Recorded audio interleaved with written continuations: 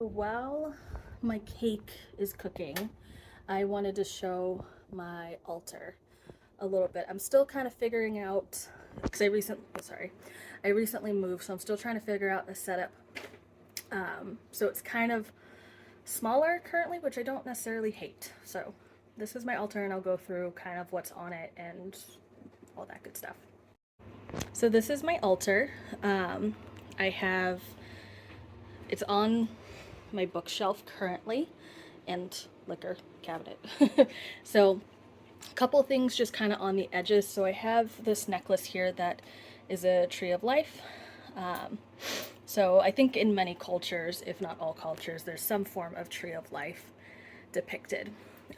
So I wanted to have that on there. And then I have this little bag of crystals. I kind of fill it with whatever crystals kind of call to me in that given moment. This bag is from House Switch. It's a little store in Salem, Massachusetts, where I grew up not far from there, so keep that there. And then I also have my little shell full of pretty much all my other crystals. I have some kind of throughout the apartment. A lot of them still have price stickers on them. Haven't gotten around to taking those off. And then I have I think they're called like Roses of Jericho, I think. I refer to mine as like a resurrection plant. So it's the plant that when it's dry, it's withered. And then when you add water to it, it greens up and opens. So because I work so closely with the goddess of like death and sickness, I have her depicted here. And then I have currently 3 candles going. They all have different associations for me. So I have the blue one for health. There's been some health issues going on, so I have my health candle. The burgundy purple one is for Morzana or Morana.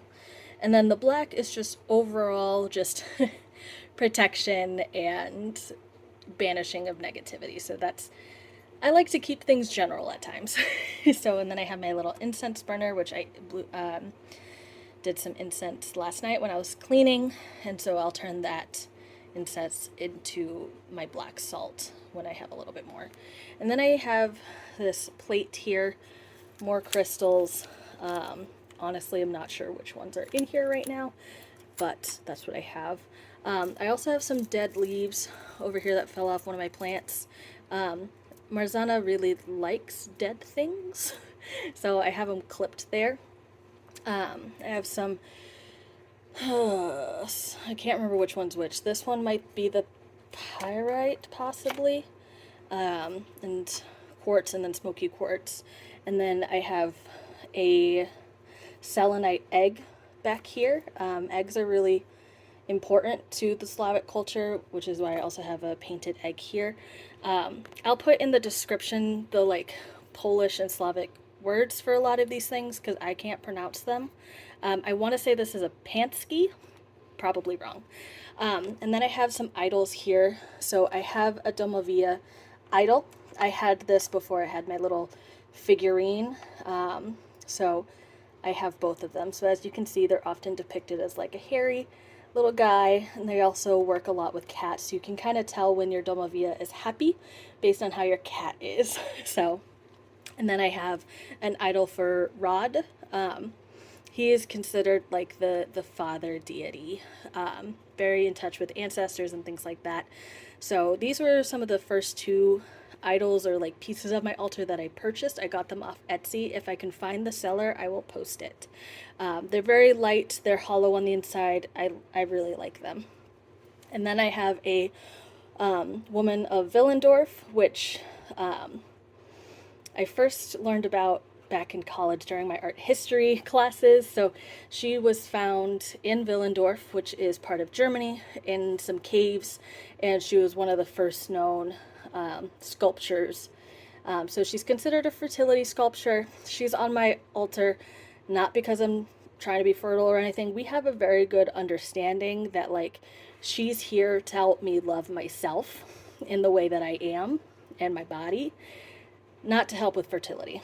We have a very good understanding. And then I have some family photos here. This is me and my mom, and then me, my sister, and my mom when we went to Germany right before the pandemic started. And this is me at my grad school graduation. So that's on my altar currently. And then I have, this is a photo from my graduation day of undergrad. So I have my full family. So family is very important in my practice. So I want to make sure that they're on there fully. So, and then underneath is altar items that I will soon like put in there. This is like my little manifestation box. I have used it previously. It is currently empty.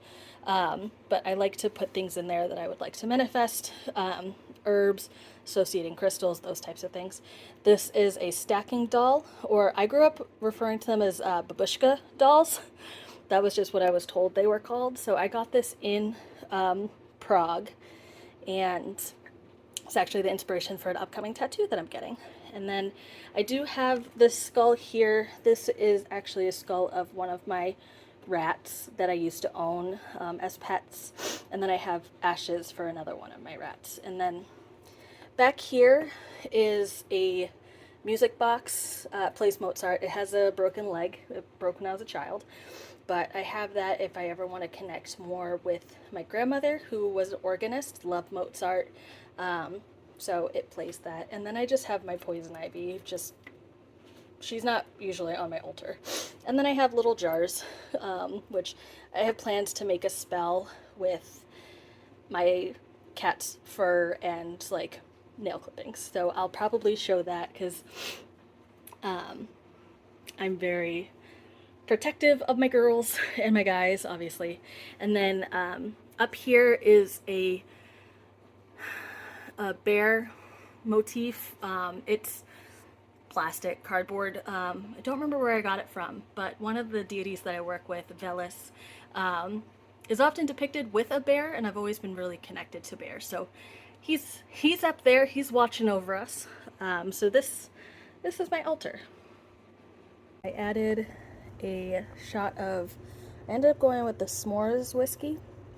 So I took one with the ancestors and I left one out. They're in little skull shot glasses because that's just what I have. And then I think the last bit is just light my candle in the window.